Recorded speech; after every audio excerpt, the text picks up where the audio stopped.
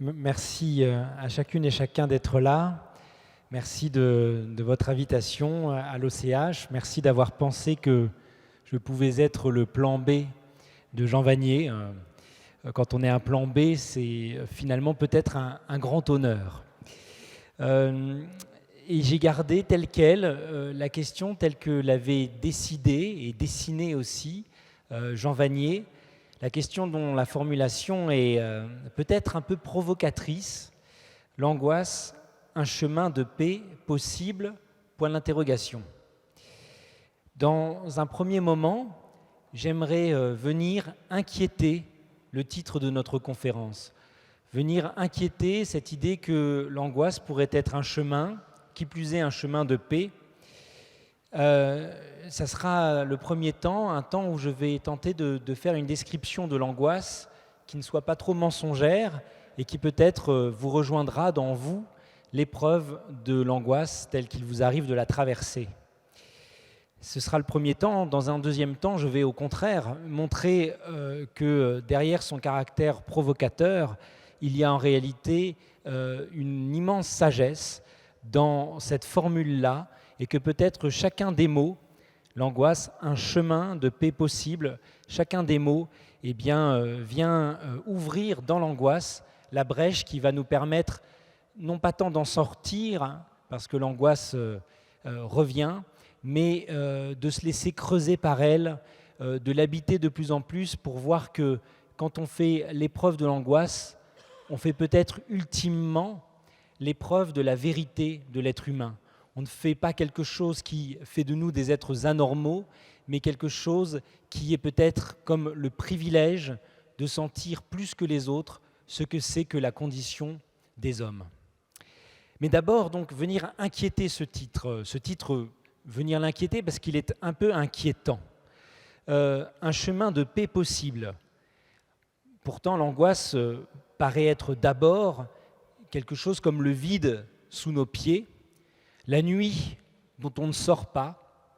J'ai pensé à ce vers de Paul Valéry pour décrire le mouvement de la mer. Il disait la mer, toujours recommencer.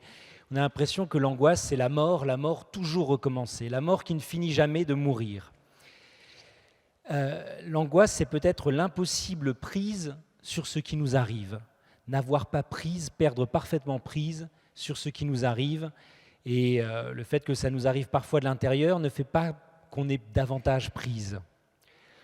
Au contraire, dans chemin de paix, moi j'entendrais une déprise de soi, oui peut-être, mais volontaire, choisie. Le vide qu'on fait. Le vide qu'on fait et non pas, tel que l'est l'angoisse, le vide qui nous défait. Le vide qui défait au fur et à mesure tous les chemins sur lesquels on tentait de s'engager pour en sortir. Et donc, je vais prendre chacun des mots. L'angoisse, un chemin de paix possible. L'angoisse serait un chemin. On a plutôt l'impression, quand on est au cœur de l'angoisse, que c'est une impasse, avec interdiction de faire demi-tour, ou pire qu'une impasse, parce qu'un des caractères de l'angoisse, c'est qu'on ne sait pas quand ça s'arrête, alors que l'impasse met un coup d'arrêt à notre trajet. L'angoisse peut ressembler au vide dans lequel on plonge. Non pas tant l'impasse qui nous arrête que le vide sous nos pas, quelque chose comme une chute. Donc un chemin, ça paraît étrange. Qui plus est, un chemin de paix. Alors que l'angoisse, c'est une guerre intérieure. C'est une guerre intérieure qu'on ne mène pas comme le capitaine peut mener la guerre en regardant le champ de bataille, car nous sommes nous-mêmes ce champ de bataille. Dans l'angoisse viennent se confronter des représentations mentales, des idées, qui se mènent une guerre en nous sans qu'on puisse faire que ça s'arrête, sans que l'on puisse jamais décider de la retraite, de la trêve ou que sais-je. Dans l'angoisse, il y a quelque chose, je me disais, mais c'est pas la paix, c'est la guerre, et c'est une guerre un peu étrange car nous sommes plutôt sous les bombardements qu'en train de mener cette guerre, et sous des bombardements alors même que l'angoisse a lieu à l'intérieur de nous. J'explorerai tout à l'heure rapidement pour vous le fait que dans l'angoisse, l'intérieur et l'extérieur, les frontières entre intérieur et extérieur sont complètement floutées. Elles n'existent plus. Sophocle disait « tout est bruit pour qui a peur ». Tout est bruit pour qui a peur. Quand on vit dans l'angoisse, le monde extérieur, si paisible soit-il, est comme coloré par ce chaos que nous portons tout à coup en nous. Donc un chemin de paix, chemin ne va pas, paix ne va pas, possible, c'est peut-être le mot qui convient le moins. Parce que ce mot résume à lui seul ce que l'angoisse n'est pas. L'angoisse, ça n'est pas possible. Quand on est en elle, quand on est dans l'angoisse, on n'imaginait pas qu'on pouvait souffrir autant. On n'imaginait pas qu'une chute puisse durer autant sans que jamais on rencontre le sol qui nous permettrait au moins de cesser de chuter, de rebondir, etc. Et quand on en sort de l'angoisse, quand on en revient, eh bien précisément, on n'en revient pas. On n'en revient pas qu'on puisse descendre si bas, on n'en revient pas d'être à ce point un abîme. L'écrivain Léon Bloy, que j'aime assez bien parce que c'est un écrivain qui a quelque chose de cru et qui du coup raconte l'expérience de la vie humaine et en plus sous le regard de Jésus. Mais à la naissance de sa fille Madeleine, il dit ceci: « Naissance de ma fille, un nouvel abîme de plus est mis au jour, car chaque être humain est un abîme. » Dans l'angoisse, on fait cette expérience. Je cite un autre auteur qui est un poète qui s'appelle Gerard Manley Hopkins, un jésuite, qui a écrit des poèmes lumineux et qui a quelques sonnets terribles, on a baptisé ça comme ça. Et il écrit ceci: « Ô l'esprit, l'esprit a ses montagnes, falaises qui filent, effrayantes, sur le vide insondable. Seul les minimise celui qui n'y fut jamais suspendu. » Oui, on peut minimiser l'angoisse, mais c'est qu'on ne l'a pas connue. Car au fond, qu'est-ce que l'angoisse? Définissons-la. Alors moi, je suis philosophe et non pas psychologue ou psychanalyste, mais en même temps, le concept d'angoisse nous vient de la philosophie et celui dont se sert la psychologie est largement tributaire du sens que lui a d'abord donné la philosophie, notamment la philosophie dite existentialiste. Si vous voulez des penseurs de l'angoisse, il faut aller voir du côté d'ailleurs de Blaise Pascal en premier, je pense, puis du côté de Kierkegaard, le philosophe danois, et Heidegger, et puis pourquoi pas Sartre. L'angoisse, c'est quoi? L'angoisse, c'est une peur. Qu'est-ce que la peur? La peur, c'est le sentiment qui accompagne l'idée d'une menace, d'accord? L'idée d'un danger. Telle est la peur. L'angoisse est, donc vous avez différents types de peurs. La crainte, par exemple, c'est une peur mêlée de respect, la peur face à l'immense, face à l'autorité, face à Dieu. La frayeur, c'est une peur instantanée, ça fait pas de mal. La terreur, c'est un état de peur continu, alimenté, par exemple, par un régime politique, etc. Vous avez différents types de peurs, et dans ces différents types de peurs, l'angoisse occupe une place très spéciale, car l'angoisse est une peur sans objet. Une peur qui ignore ce dont elle est la peur. Une peur qui ne sait pas de quoi elle a peur. L'angoisse, c'est l'expérience que vous avez peut-être fait, plus petit, je ne sais pas, je pense à ça. Mes parents partent faire les courses, en plus ils prennent, grande chance, mes petites sœurs, mes grandes sœurs ne sont pas à la maison, et je me retrouve tout seul. Et je me dis, super, on est samedi après-midi, il n'y a aucune menace ni de près ni de loin, et pourtant, petit réflexe, je vais allumer la radio, je vais allumer la télé, je vais créer une présence qui va tromper l'absence. C'est ça l'angoisse.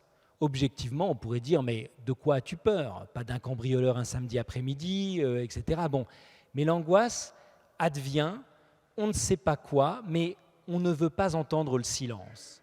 On ne veut pas entendre le silence. Donc, on met un son qui vient faire en sorte que, dans cette expérience-là, étant seul, on craint tout à coup, et je crois que l'angoisse est d'actualité parce qu'il y a beaucoup de personnes qui vivent seules, mais étant seul, on a tout à coup cette crainte ou cette peur que nos représentations intérieures les plus les plus morbides, si vous voulez, viennent envahir tout l'espace.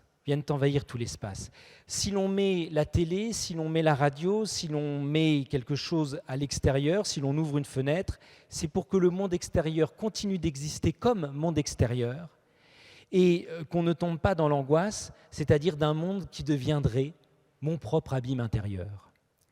Voilà. Ça, c'est une toute petite angoisse de rien du tout, parce que ça va passer, les parents reviennent, etc. Mais si c'est pathologique, si c'est lié à une difficile gestion de la solitude parce qu'il y a eu des traumatismes, que sais-je, ça peut être en effet tout à fait infernal. L'angoisse, c'est aussi la peur du noir. Vous voyez, dans la peur du noir, c'est vraiment une peur sans objet. L'enfant, quand il a peur du noir, on peut bien rigoler, on peut bien lui dire que tout va passer, mais en réalité, on lui dit mais quoi? Mais de quoi as-tu peur? On est en bas, ton frère dort à côté, mais en fait, le noir, c'est le lieu de tous les possibles. La peur du noir est proprement une angoisse en tant que, ici, on a affaire à une peur sans objet, à une peur qui ne sait pas de quoi elle a peur. D'accord ? Et en ce sens-là, l'angoisse se distingue par exemple de la phobie, parce que dans la phobie est une peur déplacée. On a peur de l'araignée, on est arachnophobe. Alors la toute petite araignée de rien du tout, elle nous fait bondir, et quelqu'un qui n'est pas arachnophobe la prend et lui dit « oh là là ». Bon. Et la phobie, c'est quoi? C'est une peur pathologique qui, en général, fonctionne sur le transfert d'une certaine peur ou d'une angoisse sur un objet identifiable. J'ai pris l'exemple des araignées. Pour certains, c'est les fenêtres ouvertes, enfin que sais-je. Même il y a des phobies tout à fait étranges, extraordinaires. Mais dans la phobie, au moins, si vous voulez, ou c'est peut-être une ruse de l'angoisse, au moins vous avez un objet sur lequel agir. J'ai une petite fille qui a très très peur des araignées, des petites comme des grosses, c'est là qu'on voit que c'est un peu de l'arachnophobie. Eh bien, au moins, je peux agir sur l'araignée et dire « Regarde, papa enlève les araignées ». Ce qui veut peut-être dire, si l'araignée représente la peur de l'abandon, que sais-je, ce qui veut au moins dire pour elle « Regarde, papa, ce qu'il en fait de l'abandon, je le jette par la fenêtre, je serai toujours là pour toi ».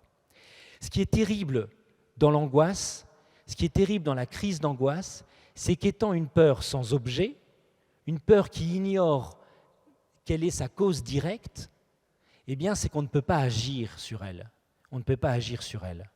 Puisqu'elle n'a pas de cause directement assignable, eh bien, on ne peut pas, si vous avez peur de la haute montagne, vous n'allez pas vous promener en haute montagne, et puis la chose est réglée. L'angoisse, c'est pire, car c'est un vertige sans altitude. C'est un vertige qui peut vous prendre alors même que vous êtes à 10 mètres de hauteur seulement, voire en dessous du niveau de la mer. L'angoisse, ce qui est difficile avec elle, et c'est pour ça qu'on peut se demander si c'est vraiment un chemin de paix possible, c'est qu'on n'a pas de prise d'abord sur elle. Et je me place un instant du point de vue de celui qui est avec la personne angoissée.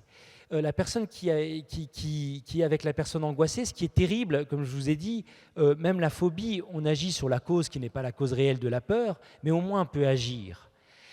Si un enfant a peur de cette musique que vous écoutez dans la voiture, ça l'inquiète, vous enlevez la musique. Mais là, la peur vient d'on ne sait où. Et ça m'a fait penser à l'analyse que fait Ludwig Wittgenstein, qui est un philosophe analytique, c'est-à-dire il analyse ce qui se passe dans le langage.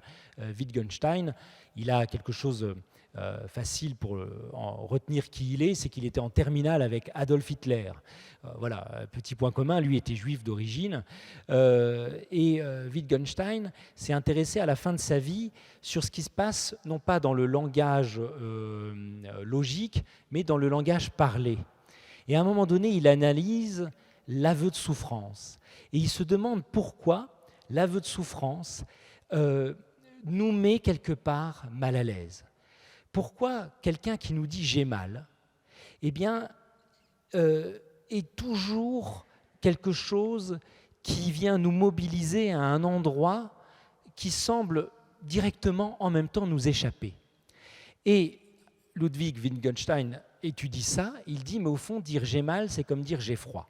Ça ressemble. Seulement, quand on dit j'ai froid, eh bien, il peut toujours se poser la question de la conversion du j'ai froid en un il fait froid.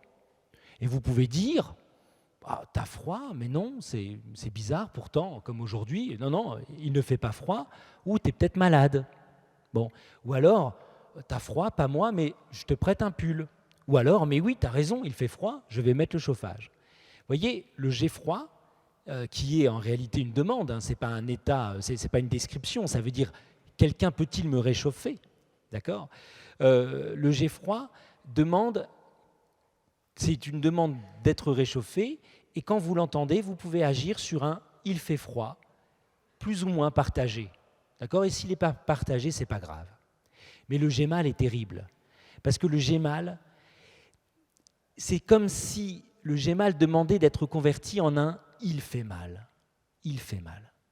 Et ça n'est pas possible. Ce qui fait que la personne qui reçoit l'aveu de souffrance, j'ai mal, est pris entre deux extrêmes que sont l'indifférence. Ah, c'est drôle, moi je ne sens rien. Vous voyez, réponse du tortionnaire, j'ai mal, ah, mais moi ça va. Bon. Ou alors, en un, il fait mal qu'il accepte. Et là, c'est la compassion, mais une compassion qui ferait qu'on se mettrait à avoir autant mal que l'autre, et en ayant autant mal que l'autre, on ne peut plus l'aider non plus. Entre l'indifférence, mais non, il ne fait pas mal, moi je ne sens rien, et l'indifférenciation. Accepter la conversion du j'ai mal en un il fait mal dans une compassion sans limite. Et donc, vous voyez, dans l'angoisse, c'est un peu ça. Dans l'angoisse, c'est un j'ai mal qui est impuissant. Non pas j'ai mal, maman, tu m'as accroché les cheveux quand tu as fermé mon chemisier, et là on ouvre le chemisier, tout va bien, mais j'ai mal et je ne peux pas te dire quelle est la cause, et l'autre nous regarde impuissants. Et je pense que les patients, c'est-à-dire ceux qui ont à endurer des choses, ceux qui souffrent, doivent toujours être patients aussi avec les personnes qui les entourent. Parce que, en effet, que comme le disait Gerard Manley Hopkins, là, le poète jésuite du 19e que je vous ai cité tout à l'heure, celui qui minimise l'angoisse, c'est qu'il n'en a pas connu les abîmes. Eh bien, au fond, n'oubliez jamais que votre j'ai mal met toujours l'autre entre ces deux alternatives du ben pas moi et du ben d'accord moi aussi, et qu'aucune de ces deux alternatives n'est bonne. Voilà. Alors, la question, c'est comment combattre l'angoisse. Et la réponse, c'est que ça n'est d'abord pas possible ou pas si facilement possible. L'angoisse, c'est l'épreuve de l'impossible prise que nous avons sur certains de nos états. D'accord ? C'est que cet état nous dépasse. Et d'ailleurs, quand une douleur, on n'arrive pas à la juguler, quand une peur, on n'arrive pas à la juguler, eh bien, ça s'accompagne en plus d'un sentiment d'angoisse. On se dit, mince, ma vie m'échappe. Dans l'angoisse, on pourrait dire le contraire absolu de l'angoisse, sur le plan de cette perte de la prise, ça serait l'exultation ou le fou rire. Vous voyez, dans le fou rire ou dans l'exultation, vous n'avez pas prise pour une part sur votre joie, pour une autre part sur votre rire, mais au fond, si le fou rire du moins est un fou rire joyeux et amical, vous vous laissez porter. Vous n'avez pas prise, mais qu'est-ce que c'est bon ?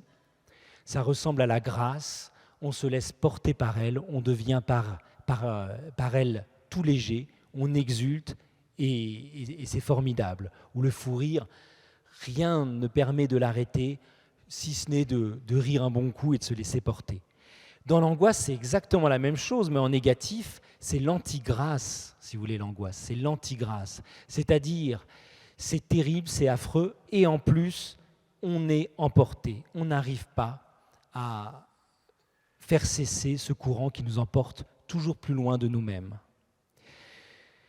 Pour résumer en un mot ce que je viens de vous dire, pour venir inquiéter cet énoncé, l'angoisse, un chemin de paix possible, c'est qu'on pourrait dire que l'angoisse consiste à perdre tout seul. Comme je vous ai dit, c'est un vertige sans altitude, on est chez soi, dans sa cuisine, mais on n'arrive plus à en sortir. C'est l'impossibilité de trouver sol, c'est-à-dire, littéralement, c'est la désolation. La désolation, la perte de tout sol. On chute et on ne sait pas ce qui viendra arrêter cette chute. C'est pourquoi dans l'angoisse, on est à la fois désolé, sans sol, sans terre ferme, et isolé. Désolé et isolé parce qu'en fait l'angoisse n'a pas tout de suite un consolateur. Le consolateur, c'est cet être formidable qui vient nous redonner un sol, qui vient nous consolider dans notre vie, qui vient nous consoler, c'est-à-dire consolatio en latin, ça veut dire celui qui vient en effet nous confirmer dans une terre ferme, qui vient nous redonner un sol. Mais je l'ai évoqué avec l'aveu de souffrance, le j'ai mal, le consolateur dans l'angoisse se trouve là encore entre deux extrêmes qui fait qu'il est si difficile de rejoindre l'autre dans son angoisse.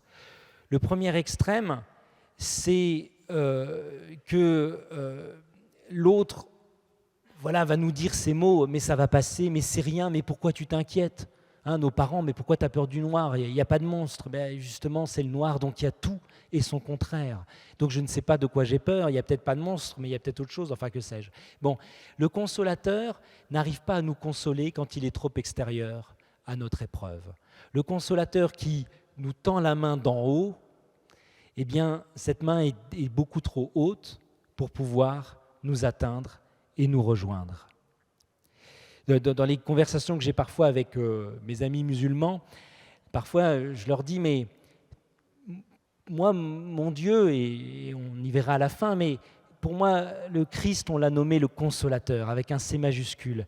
Et pourquoi ? Eh bien parce que, certes, Dieu est grand, Allahu Akbar, c'est absolument vrai, mais si Dieu n'est grand que par le haut, si Dieu n'est grand que par en haut, dans sa transcendance qui fait de lui un être inatteignable, et tout ça est très très beau, ça fait une mystique de l'ascension, mais si Dieu n'est grand que par le haut, dans ce cas-là, n'importe quel homme qui souffre dans son corps, sur son lit d'hôpital, est plus grand que Dieu.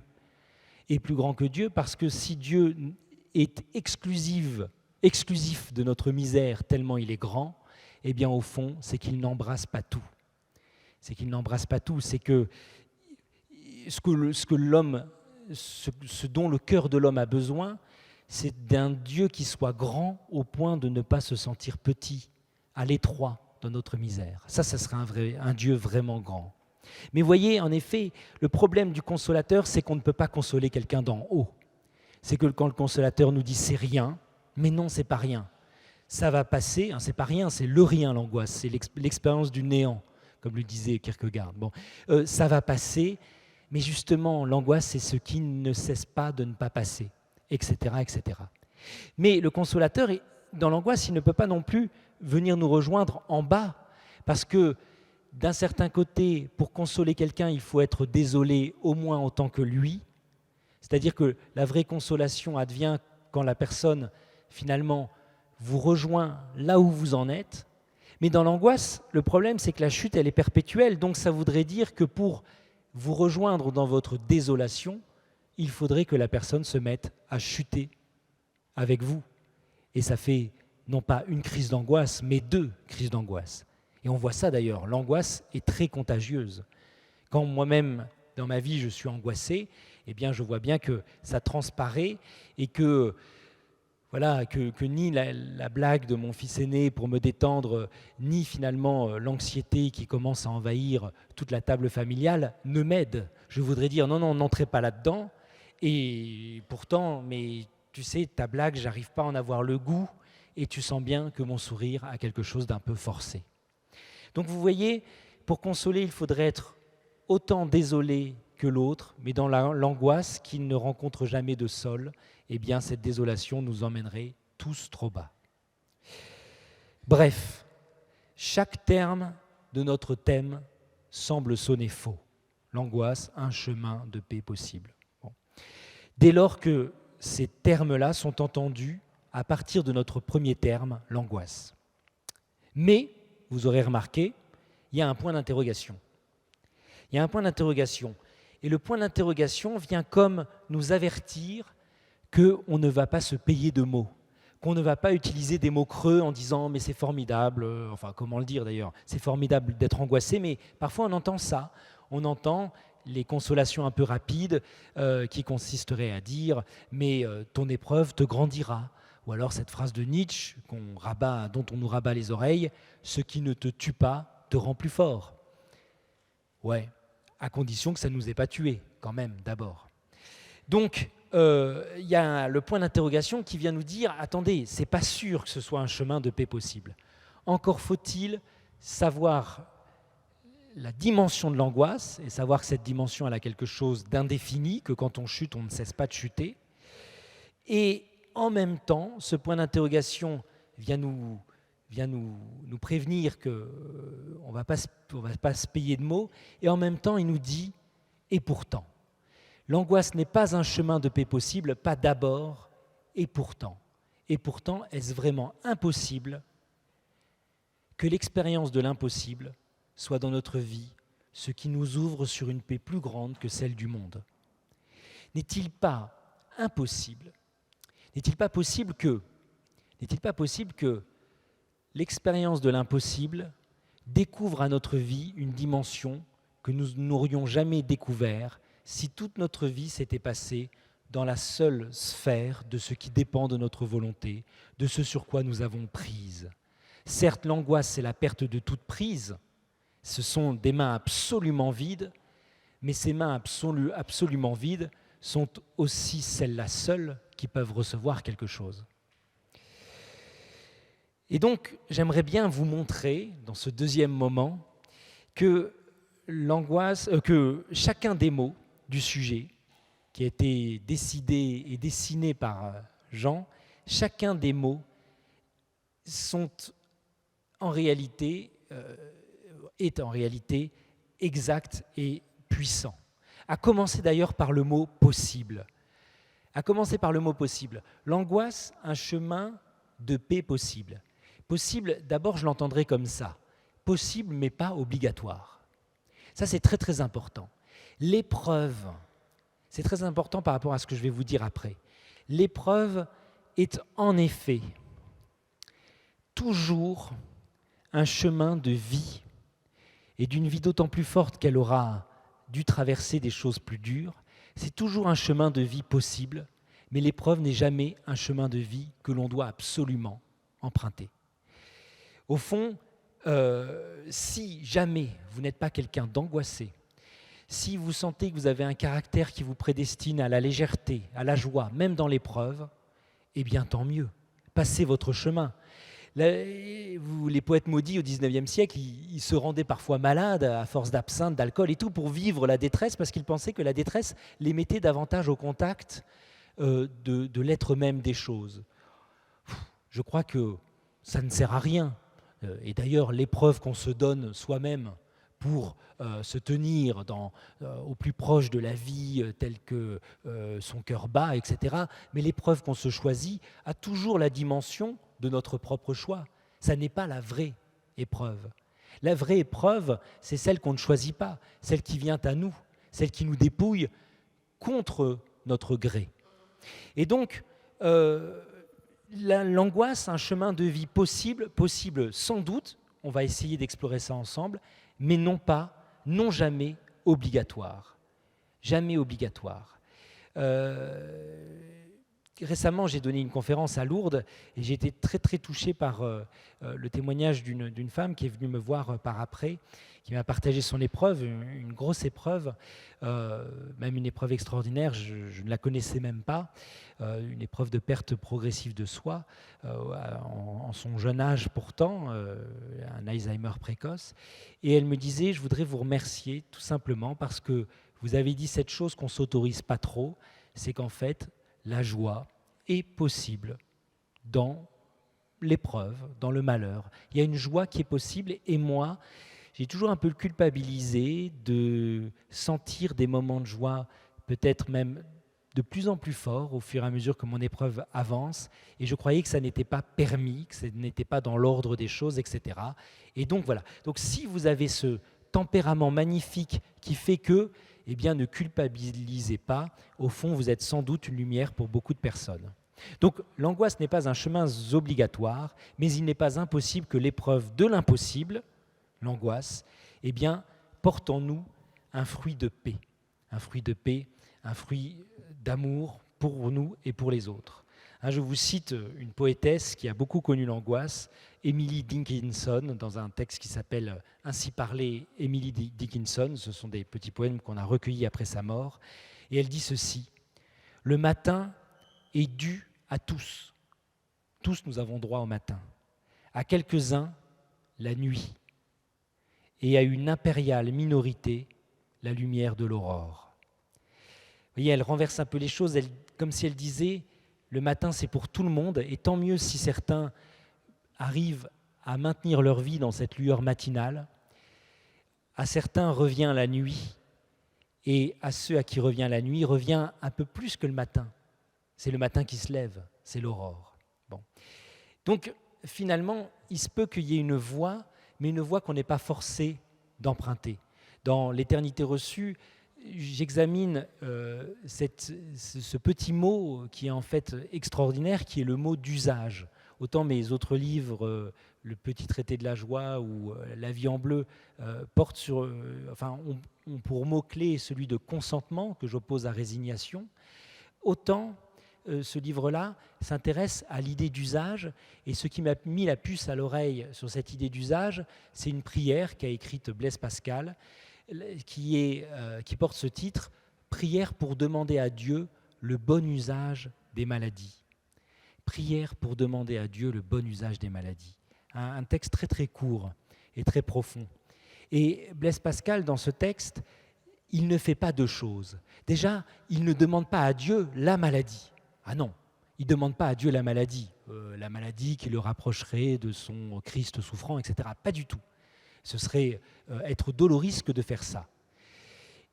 Mais il ne demande pas non plus une vie absolument indemne de toute maladie possible. Parce que si vous voulez absolument éviter la maladie, vous allez finir par éviter la vie aussi. D'accord ? La maladie, c'est quand même une réaction de la vie contre ce qui veut la détruire.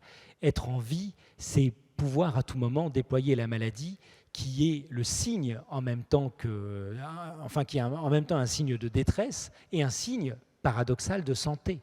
La maladie, c'est la vie qui ne veut pas se laisser tuer et qui lutte. Donc Blaise Pascal ne demande ni la maladie pour se rapprocher de Jésus, par exemple, ni à Jésus d'être exempt de toute maladie possible. Mais il demande à Dieu le bon usage de la maladie. Non pas de recevoir la maladie, mais de recevoir avec la maladie, que Dieu n'a sans doute pas voulu, de recevoir avec elle l'art d'en faire quelque chose de plus grand qu'une maladie. Le bon usage de la maladie. Est-ce qu'il y a un bon usage de l'angoisse ? Alors j'ai envie de vous dire, déjà, il y a un usage urgent de l'angoisse. L'angoisse, c'est quelque chose qui se démultiplie de nos jours. C'est quelque chose qui se démultiplie. Vous avez quelques psychanalystes qui se sont intéressés à ce que Charles Mellman a appelé la nouvelle économie psychique. C'est-à-dire que d'après Charles Mellman, avant, ce qu'étudiait Freud, si vous voulez, la naissance de la psychanalyse, c'était des gens qui étaient névrosés, parce qu'on avait mis à leur désir, à leur ça, dit Freud, aux pulsions de vie, des limites, donc ils étaient névrosés, et ces névroses devenaient parfois des psychoses qu'il fallait soigner. Bon. Avant, c'était ça, le couple névrose-psychose. Mais de nos jours, dit Charles Mellman, mais Catherine Terninck, elle le dit aussi dans L'homme de sable, lui c'est dans L'homme sans gravité, de nos jours, il n'y a plus de limites. À l'enfant qui ne sait pas quoi faire plus tard, on dit « mais l'important pour papa et maman, c'est que tu fasses ce qui te plaît. Écoute-toi. » Mais oui, mais je m'écoute, mais moi ce qui me plaît, c'est de boire des coups avec les copains. Ah oui, non, ça c'est pas un travail. Donc, il n'y a plus de limites, ce qui fait que, et en plus la technologie efface toutes les limites, tout est possible à tout moment, on peut commander tout et n'importe quoi sur Internet à toute heure du jour et de la nuit, Internet ignore l'espace, ignore le temps, bref, on entre dans un monde sans limite, ce qui fait que ça n'est plus névrose, psychose, mais angoisse, addiction. Angoisse, l'enfant peut être tout ce qu'il veut, tout le temps, tout faire, et face à cette possibilité à 360 degrés autour de lui, crise d'angoisse, et absence de détermination de son désir, de définition de son désir, et du coup, il va se donner quelque chose autour duquel le désir peut tourner, et ça va être l'addiction. Addiction aux jeux vidéo, addiction à la drogue, addiction à la pornographie. En fait, la nouvelle économie psychique, celle de notre jeunesse, c'est angoisse, addiction. Et donc l'angoisse, c'est quelque chose qui, sans doute, n'a jamais été aussi fort qu'actuellement. Jamais aussi fort qu'actuellement. Cette petite remarque me permet d'envisager la façon dont l'angoisse peut être un chemin de vie possible en montrant quel chemin ne pas prendre. Quel chemin ne pas prendre. Je vous ai dit le couple angoisse-addiction. Tout est possible à tout moment pour l'enfant qui a cet impératif dans la vie de s'éclater, de s'épanouir, de faire tout ce qu'il veut. Bref, il ne sait pas quoi devenir, du coup, il prend quelque chose qui vient arrimer son désir, c'est une addiction. Et au fond, ce vide dans lequel on l'a mis, et qui a ceci de beau qu'on respecte sa liberté, qui a ceci de triste, c'est qu'on ne donne pas à la liberté quelque chose vers laquelle elle peut tendre, mais cet enfant, face au vide, va tenter de le combler. Nous sommes une société de l'angoisse et nous sommes en même temps, et c'est tout à fait lié, une société de la consommation. L'angoisse, c'est l'épreuve, c'est le vertige du vide. La mauvaise réponse, c'est quoi ? Eh bien, c'est de combler ce vide avec ce qui est incapable de le combler, c'est-à-dire la consommation. L'angoisse, c'est l'expérience qu'il y a en nous un abîme. La mauvaise réponse à cette expérience, c'est de vouloir combler par des moyens purement humains et purement matériels ce vide-là. Et c'est vrai que mon livre tient la main de cette grande philosophe Simone Weil, que j'aime beaucoup, celle qui est morte en 1943 et qui n'est pas au Panthéon, mais Simone Weil qui dit à un moment donné que le vide, en fait, que toute spiritualité nous demande de partir à la quête du trésor, mais que les vraies spiritualités sont celles qui osent dire que le coffre du trésor est vide. Que si l'on ne commence pas par endurer l'épreuve de ce vide, si l'on comble trop rapidement ce vide qui est en nous peut-être comme la marque de notre Créateur, la marque qu'il a laissée pour que nous puissions avoir dans notre vie une place autre que pour nous-mêmes et pour les choses qui satisfont trop rapidement notre désir. Bref, ce vide-là est peut-être la chose la plus précieuse. Là où est ton cœur est aussi ton trésor, mais que ton cœur soit toujours assez vide pour accueillir en lui l'être aimé, l'enfant malade, la vie telle qu'on n'avait pas imaginé qu'elle serait ainsi, etc., etc. Au fond, l'angoisse, c'est l'expérience de soi-même comme portant en soi une brèche, l'expérience de soi-même comme abritant quelque chose sur quoi nous n'avons pas prise, un vide. Et l'angoisse est aussi la tentation d'une réponse par la consommation, d'une réponse immédiate qui va nous plonger dans l'addiction. Finalement, l'histoire est toujours la même, c'est celle d'Adam et Ève. Dieu, en interdisant de manger, de dévorer le fruit, finalement, à la fois crée à nouveau, et cette fois-ci pour Adam et pour Ève, un vide. Il a d'abord créé un vide en Adam. Adam, qui était homme et femme, eh bien, il a isolé le principe féminin, donc il a créé en Adam un vide. Il manque à Adam quelque chose, définitivement. Bossuet disait que Dieu avait créé Ève avec une côte surnuméraire. Non, en fait, on peut vraiment penser que à l'homme manque la femme, puisqu'il n'est pas bon que l'homme soit seul. Et donc, Dieu crée le vide, puis en l'homme, on pourrait dire, et en la femme, qui vient du vide de l'homme, puis redouble ce vide en le posant symboliquement à l'extérieur, en disant « tout est à vous, mais ne dévorez pas tout ». C'est pas qu'il met une limite à son don, c'est qu'il donne tout, même la limite. Même la limite. ce que le serpent n'entend pas ou entend pervertir en disant mais s'il ne vous a pas tout donné, c'est qu'il cache quelque chose, etc., etc. Et finalement, l'enjeu, c'est ce vide-là, qu'est-ce que j'en fais? Est-ce que je vais dévorer le fruit? Est-ce que je vais dévorer le fruit? Et du coup, la question, c'est, enfin, la remarque que l'on peut faire, c'est que l'angoisse révèle que nous sommes un abîme sur lequel nous n'avons pas prise et que ce vide ne peut pas être comblé par n'importe quoi. Ce vide ne peut pas être comblé par n'importe quoi. Une petite parenthèse, je vous indique un texte qui est très puissant. C'est de Hannah Arendt, la philosophe juive, qui était l'amante à un moment donné de Martin Heidegger. Bon, c'était la juive et le nazi à l'époque, c'était assez extraordinaire. Hannah Arendt, dans un texte tardif, un texte posthume, qui se trouve dans Introduction à la politique numéro 2, elle a un petit texte qui s'appelle « Le désert et les oasis ». Et elle dit, Nietzsche avait raison de dire que le désert croît, le désert grandit, le désert est de plus en plus grand. Mais pour Nietzsche, c'était un problème psychologique d'abord, alors qu'elle dit non, réellement, nous sommes de plus en plus dans un désert avec une perte de l'horizon, avec une perte des chemins. En effet, nous le sommes vraiment, et croire que ça n'est qu'un problème psychologique, ça veut dire que, au fond, on va demander à la psychologie de faire en sorte que nous vivions réconciliés avec le désert. Or, dit Hannah Arendt, si nous vivons dans le désert, c'est important de savoir que c'est un désert et qu'il ne faut pas se réconcilier avec lui. Et elle dit, il y a soit la psychologie qui aide à ça, soit les régimes totalitaires. Elle dit, les régimes totalitaires, ce sont des tempêtes de sable. On est tous des grains de sable isolés les uns des autres. Et en fait, c'est quoi le régime totalitaire? C'est une fausse agrégation des individus isolés en un mouvement plein de ferveur et d'hystérie, prenez Daesh, et qui fait qu'on croit qu'on n'est plus dans le désert. En fait, c'est toujours le désert. Et elle dit, le but, c'est de savoir qu'on est dans le désert, d'y vivre sans jamais se réconcilier avec lui, ni se mentir. Et comment faire, dit-elle? Eh bien, cela ne se peut que si nous avons des oasis. Et les oasis, c'est quoi?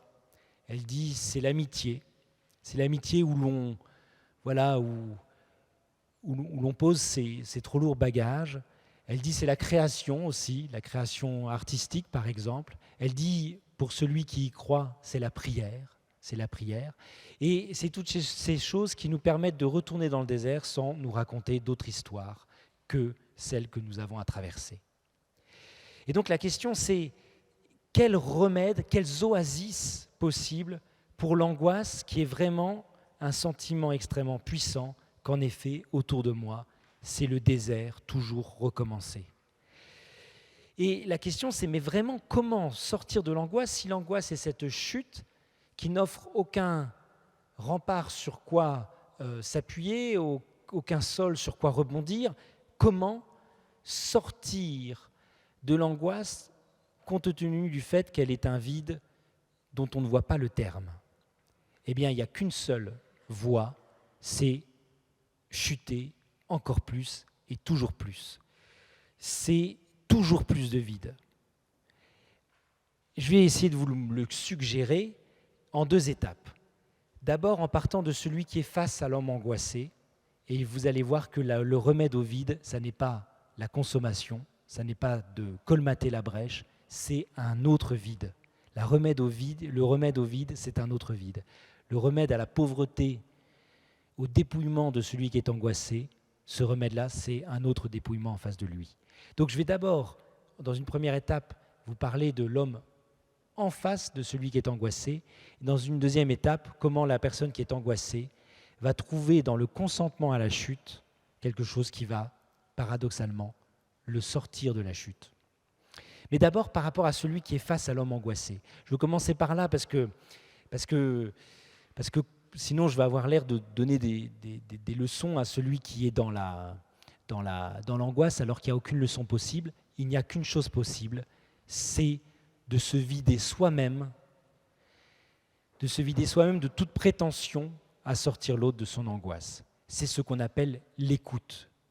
L'écoute, c'est extraordinaire parce que l'écoute, c'est ce moment où l'on ne sait plus, où l'on consent à ne plus savoir à la place de l'autre, pour que l'autre puisse à nouveau, sentant qu'on est assez dépossédé, assez vide, pour que l'autre puisse à nouveau se dire. L'angoisse, l'écoute, je crois qu'il n'y a pas de technique d'écoute parce que l'écoute, c'est l'anti-technique. La technique, c'est un savoir, trait d'union, faire. Or, qu'est-ce que c'est que l'écoute ? L'écoute, c'est un savoir, ne pas faire. Pas tout de suite les bons mots qui rassurent, pas tout de suite les solutions, pas tout de suite. Écouter, c'est à un moment donné quelconque, savoir, ne pas agir. D'accord ? Ça ne veut pas dire couler avec celui qui coule, parce que c'est quand même un savoir, mais c'est un savoir ne pas dire tout de suite, c'est être là, faire acte de présence, mais pas comme le veut l'expression, faire acte de présence, c'est être là sans y être, mais faire de la présence un véritable acte, écouter. Donc ça n'est pas une technique, un savoir-faire, c'est un savoir ne pas faire, et c'est aussi un ne pas savoir pour faire ce qu'il faut faire, un ne pas savoir faire. C'est-à-dire, à un moment donné, ne pas avoir de solution sous la main pour peut-être trouver la parole qui va rejoindre l'autre là où il n'arrive plus à parler. Vous voyez, l'écoute, elle ne juge pas. Elle ne juge pas celui qui est dans l'angoisse. On est aussi dans une société où l'angoisse n'arrive pas à percer vers autre chose qu'elle-même parce qu'on juge beaucoup, on juge la peur. Même la peur est devenue, avec le mot phobie, qui veut dire peur en grec, est devenue synonyme de haine. Être homophobe, islamophobe, christianophobe, que sais-je, ça veut dire avoir la haine d'eux. Mais la peur, il ne faut pas la culpabiliser. La peur, on ne peut en sortir que si on la traverse. Donc d'abord, il ne faut pas culpabiliser la peur et encore moins culpabiliser l'angoisse. Et même moi, ce que je dis, parce qu'une fois je l'ai dit comme en passant, et ça a beaucoup touché les gens, ce que je dis à propos de la maladie psychique, c'est que la maladie psychique, la plupart du temps, n'a pas son site d'origine dans l'individu, ni dans sa structure immédiate familiale. Les maladies psychiques, et là je suivrai Émile Durkheim, le créateur de la sociologie, Émile Durkheim disait que les maladies psychiques traînent dans la société, disait-il, sont dans l'air d'une société. Vous voyez, il n'y a pas d'anorexique au XVIIIe, il n'y a pas d'anorexique actuellement dans les pays qui souffrent de la faim. C'est-à-dire qu'il y a des maladies qui sont dans la société et qui font que certaines personnes plus sensibles que les autres, et parfois qui ont reçu une éducation aimante, mais d'ailleurs une éducation aimante, c'est une éducation qui vous rend sensible, qui vous creuse, qui, ayant reçu une éducation aimante, qui ayant reçu des bonnes conditions pour, sont devenus aussi des réceptacles pour ces maladies qui sont dans la société. Je vous ai parlé de l'angoisse et de l'addiction, on pourrait parler de la schizophrénie, on pourrait parler et qui font que, ils prennent ça sur eux. Et ils prennent ça sur eux, et c'est très intéressant, parce que finalement, même Durkheim ne le dit pas comme ça, mais on pourrait presque dire qu'ils prennent ça sur eux pour que d'autres n'aient pas à le prendre. Parfois, on voit ça dans des familles nombreuses. Il y en a un qui prend sur lui tous les malaises de la famille, et pas simplement ceux de la famille présente, mais même ceux des grands-parents, des arrière-grands-parents. Il y en a un qui prend tout. Mystère. Pourquoi ? Mais ne pas culpabiliser la peur, et parfois, j'invite même mes amis psychanalystes à sortir de la seule cellule familiale, mais pour dire, mais quand même, on est dans un monde. Et on est dans un monde qui, vous voyez, la bipolarité, c'est passé, ou la maniaco-dépression, c'est passé de la joie à l'effondrement. Ben oui, mais c'est parce que aussi, peut-être qu'on est dans une société qui ne comprend pas qu'une joie, elle peut être en même temps douloureuse. Qu'est-ce que c'est qu'aimer ? Aimer est une joie douloureuse. Parce que aimer, c'est toujours avoir en soi un autre que soi. C'est donc faire une place pour quelqu'un qui ne nous appartient pas. Manger, c'est prendre en soi un autre que soi, mais pour se l'assimiler. Dans l'amour, je fais en moi une place pour un autre que moi, et cet autre, parce qu'il est un autre que moi, ne m'appartient pas, et ça m'inquiète.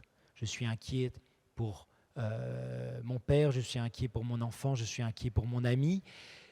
Tout amour est une joie, on se réjouit que la personne existe, mais douloureuse, parce que le fait qu'elle existe en dehors de nous, ferait qu'on aurait envie de la serrer tellement fort qu'elle nous échappe jamais, voire qu'on la dévore et c'est plus de l'amour. Donc, dans une société qui ne comprend pas ce que comprenaient peut-être les sociétés antérieures, c'est-à-dire que si tu as un cœur de chair, tu vas avoir un cœur qui va prendre sur lui plus de beauté, mais aussi plus de coups, que finalement l'ouverture de mon être est aussi un risque à prendre, que s'ouvrir, c'est prendre le risque de souffrir, etc. Une société qui nous met dans soit la joie festive un peu hystérique, soit, si tu n'es pas là-dedans, la détresse, fait qu'il y a une maladie qui est la bipolarité. Je ne prétends pas expliquer tout comme ça, mais c'est simplement pour sortir de la culpabilisation sur la maladie psychique où l'on dit « mais qu'est-ce que j'ai fait pour que ça m'arrive » ou « qu'est-ce qu'on a fait pour que ça arrive ?» Parfois, il y a des cas. Dans les abus sexuels, ça donne évidemment des maladies psychiques, mais parfois, il faut savoir que simplement en éduquant l'enfant et en travaillant à ce qu'il devienne sensible, il est aussi devenu la piste d'atterrissage des maladies qui sont dans la société. Donc, l'écoute comme étant finalement ce vide que l'on fait en soi pour que le vide de l'autre cesse. Cette pauvreté qui fait que l'autre, en sa pauvreté, va se sentir rejoint. Gustave Thibon il disait, le mariage, c'est quoi ? C'est deux pauvretés qui ensemble font une richesse. C'est pas moi qui suis tellement riche que cette petite plouque, je vais l'enrichir de ma personne, c'est pas du tout ça. Non, un mariage, c'est à un moment donné, au début offrir toute sa richesse, mais à un moment donné dire est-ce que tu veux de ma pauvreté ? Et si l'autre l'accepte et il offre sa pauvreté en retour, c'est le plus bel amour, c'est la plus grande des richesses, c'est le mystère de l'amour. Deux pauvretés font la plus grande des richesses. Écouter, faire le vide pour que l'autre retrouve sol. Si j'ai le temps, mais je ne sais pas si j'aurai le temps, je vous lirai un petit passage de Kierkegaard que je cite dans l'Éternité reçue sur la prière, qui commence toujours par une demande et qui finit par l'écoute de cette demande et par écouter Dieu, mais on verra peut-être tout à l'heure. Mais le vide, si l'angoisse, c'est la chute dans un vide qui ne finit jamais, le vide, ça peut vous faire penser à la kénose. Vous savez ou vous ne savez pas, la kénose, c'est cet acte par lequel le Fils a consenti à n'être pas jaloux, dit saint Paul, de sa divinité, et il s'est vidé. Il s'est vidé, et en se vidant, en devenant petit bébé dans la crèche, en devenant homme crucifié sur la croix, en devenant l'ami qui partage le repas, eh bien, il est venu, par son évidement, par sa kénose, habiter tous nos vides. Je vous ai dit que l'angoisse était une peur. Je vous cite ce passage de La joie de Georges Bernanos. Bernanos dit ceci sur la peur, dans donc, le roman qui s'appelle La joie. En un sens, voyez-vous, la peur est tout de même la fille de Dieu, rachetée la nuit du vendredi saint. Elle n'est pas belle à voir, la peur, non, tantôt raillée, tantôt maudite, renoncée par tous. Et cependant, ne vous y trompez pas, elle est au chevet de chaque agonie. Elle intercède pour l'homme. C'est-à-dire que ce que dit Bernanos, c'est que la peur est aussi fille de Dieu parce que le Christ, au mont des Oliviers, est venu l'habiter. Ce Dieu qui crie à la naissance, petit bébé qui angoisse parce qu'il ne sera peut-être pas nourri, qui ne connaît pas ça. Il était directement nourri, là maintenant, il panique, il est angoissé, il crie pour être nourri. Dieu a été ce petit bébé qui connaît l'angoisse. Ce Dieu qui crie en mourant sur la croix et qui juste avant dit « Père, Père, pourquoi m'as-tu abandonné ?» Il connaît l'angoisse. Dans la sueur de sang, à Gethsémani, il connaît l'angoisse, évidemment. Eh bien, ce Dieu a crié à la naissance, a crié en mourant. On ne peut pas le priver de ces deux cris. Là encore, à mes deux amis musulmans, je leur dis, mais dans le Coran, Jésus il parle à la naissance, il ne crie pas. Et en plus, il ne meurt pas sur la croix, il ne crie pas. Comment voulez-vous que Dieu entende le cri de l'homme si vous lui interdisez de crier, si vous lui coupez au verbe le fait de se faire chair, c'est-à-dire de devenir verbe au point d'être ce verbe inarticulé qui est le cri. Mais précisément, par rapport à celui qui voit la personne angoissée, il faut consentir à ce vide, comme Dieu nous indique la voie, c'est-à-dire lui-même s'est vidé, lui-même est venu habiter la peur pour la diviniser. Ce que fait Jésus, c'est beaucoup plus que proposer une sagesse humaine ou des méthodes pour contrer l'angoisse, c'est qu'il vient révéler toutes nos impasses comme étant finalement des voies qui mènent à l'essentiel. Je dois faire un petit commentaire biblique pour demain matin sur les textes de la semaine prochaine. Donc ça tombe sur notamment la Toussaint. Et vous savez, ou vous ne savez pas, pour l'évangile de la Toussaint, c'est les béatitudes. Et en lisant là, il m'est vraiment venu à cœur que, vous voyez, tous les hommes à chaque fois, concernant le bonheur, les hommes ont cherché une méthode, une voie, une sagesse. Là, Jésus, il ne fait pas du tout ça.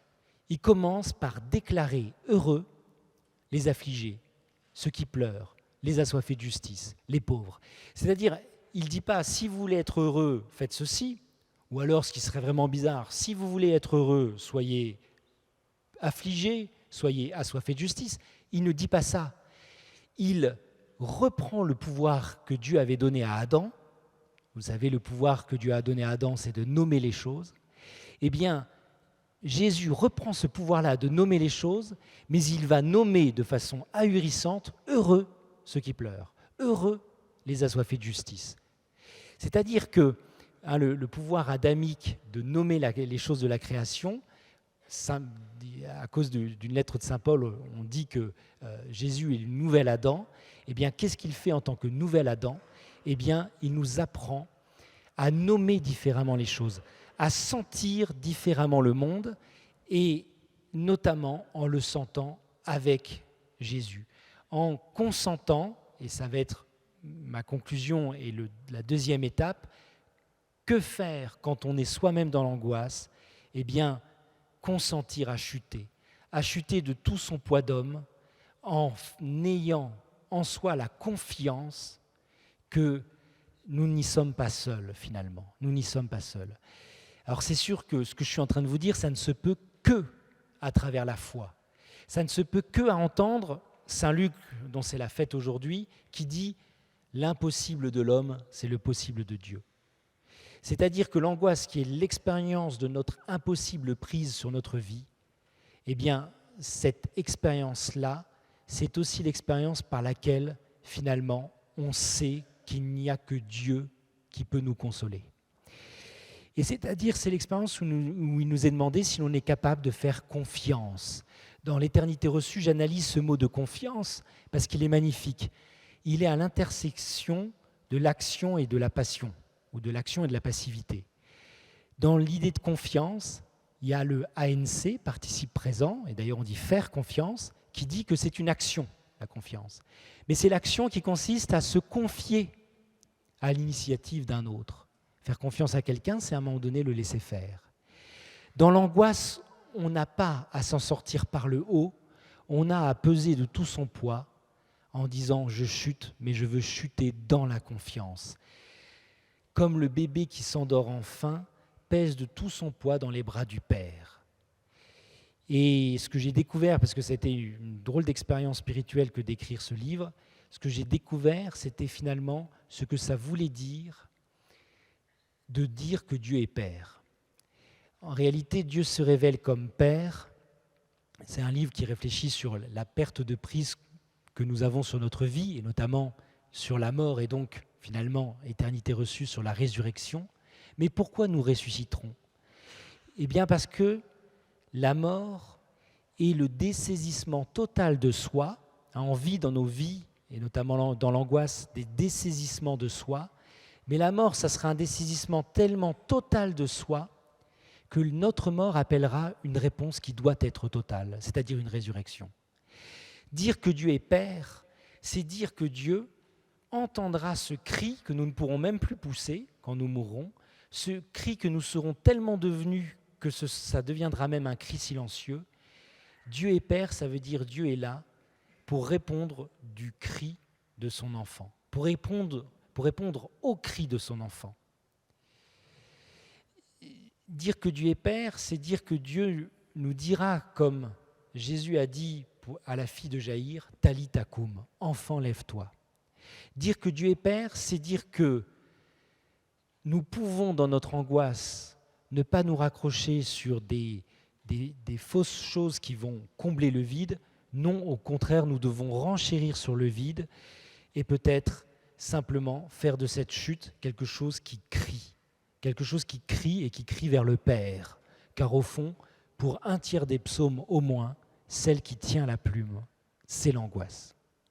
Pour au moins un tiers des psaumes, tous les psaumes de supplication, celle qui tient la plume, c'est l'angoisse, cette angoisse qui crie et qui pense que si Dieu est vraiment Dieu, il répondra à ce cri, c'est-à-dire il se révélera comme Père, le Père étant celui pour qui le cri de l'enfant est irrésistible. Irrésistible. Une petite histoire rigolote que je raconte aussi dans le livre pour nous détendre peut-être un peu, mais qui raconte vraiment ce que c'est qu'être père. C'est une énigme en fait que m'a rapporté mon fils. En plus, c'est rigolo. Il me dit, papa, imagine à ta droite un ravin, l'abîme, l'angoisse. À ta droite un ravin. Bon, très bien, on va à gauche. Non, à ta gauche, un camion de pompiers qui roule à la même vitesse que toi. Je ralentis. Non, derrière toi, un hélicoptère en rase-motte. Et devant toi, comme dans les rêves angoissants, un immense cochon rose qui fait la taille de ton véhicule. Qu'est-ce que tu fais ? Je sais pas, c'est un peu flippant ton truc. Qu'est-ce que je fais ? Je fonce dans le cochon, mais s'il fait la taille du véhicule, non, je sais pas. Eh bien, tu cries, papa, je veux descendre du manège.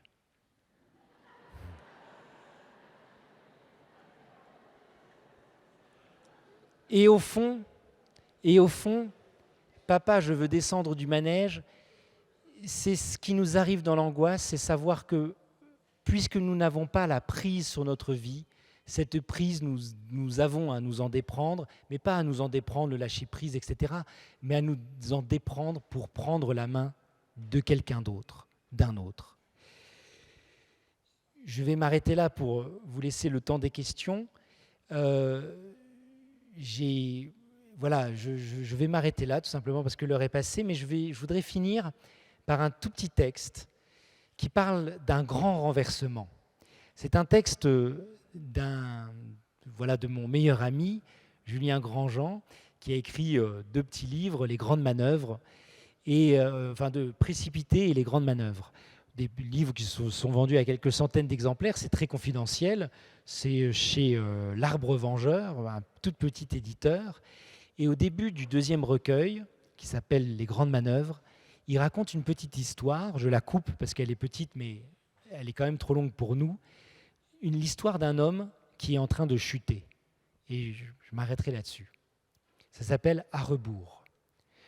Cela faisait un petit moment qu'il chutait ferme, à pic pour ainsi dire, le long d'un genre de puits sans fond et sans parois, complètement sombre, comme on en voit dans les rêves, ce pourquoi précisément il avait d'abord pensé, passé le choc de la surprise, être impliqué dans l'un de ces fulgurants cauchemars d'où l'on ne se tire qu'in extremis et tout en sueur, à 2 doigts du grand péril, sans même avoir eu le temps de pousser un cri.